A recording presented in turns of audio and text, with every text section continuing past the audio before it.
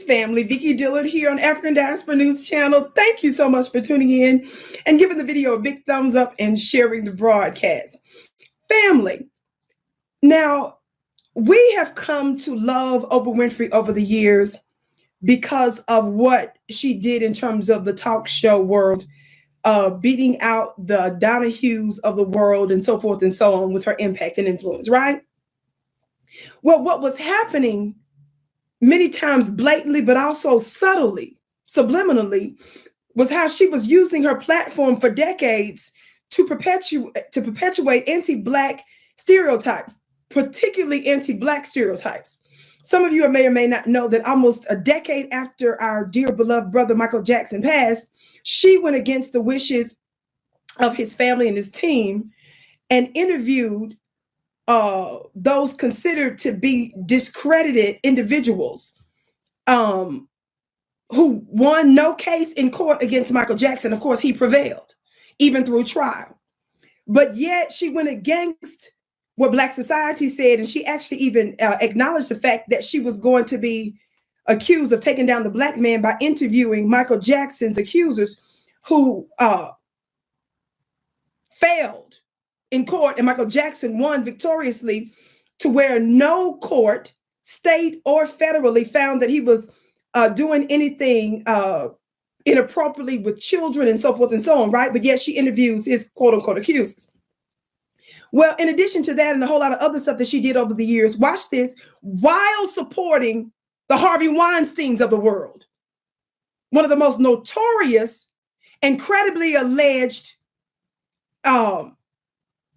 sexual assaulters, and he's been obviously convicted of interrelated crimes. She kept that on the low while she used her platform against her own people. This resurfaced clip, watch this as this white woman calls in to the show, and I want you to pay attention to how Oprah responds. Gentleman with the hair would sit next to me, the way he's dressed. No, you. I would grab my purse and probably move to another seat. It's because of his looks. It's scary.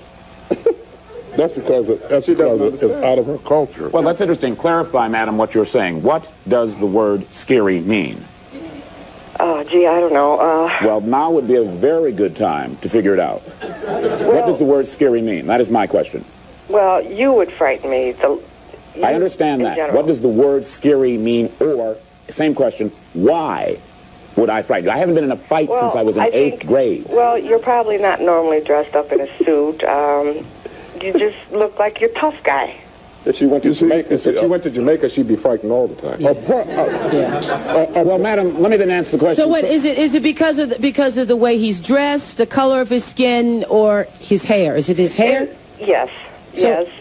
And I'm sure he's not always dressed in a suit. You know, so does that mean you're frightened of all men who are not dressed in suits? No.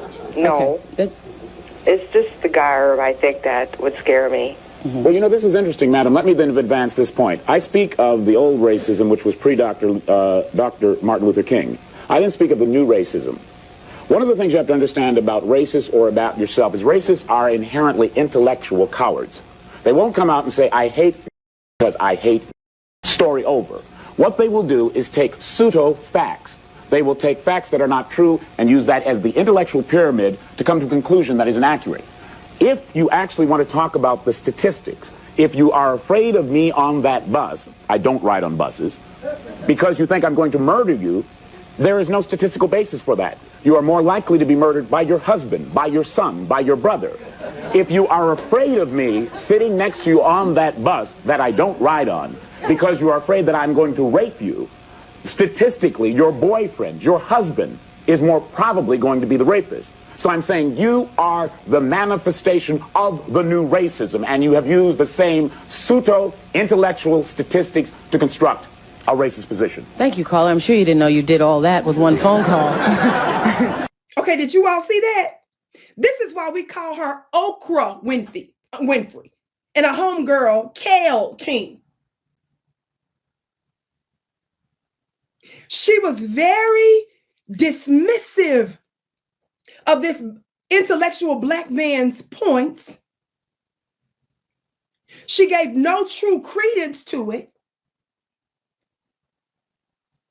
Though he spoke very eloquently and intelligently, but as it's been said about her, Oprah is really and has always been the virtual white woman's homegirl. Madam, let me then answer the question. So what is it? Is it because of the way he's dressed, the color of his skin, or his hair? Is it his hair? Yes, yes. And I'm sure he's not always dressed in a suit. You know, so does that mean you're frightened of all men who are not dressed in suits? No, no. Okay. It's just the garb, I think, that would scare me. Mm-hmm. Well, you know, this is interesting, madam. Let me then advance this point. I speak of the old racism, which was pre-Dr. Martin Luther King. I didn't speak of the new racism. This was her base that helped to skyrocket her on the platform, on her platforms, her television platforms. And so, of course, she doesn't care if she does it on the back of her own people and if she offends us. Those days are over. And thank God for the Vicki Show and platforms like African Diaspora News Channel, who refuses to perpetuate and disrespect our own. I can't wait to hear what you have to say about it below. My name is Vicki Dillard. Be sure to check out my website at VickiPlanet.com and check out my new school at ClubVicki.com. I can't wait to see you again.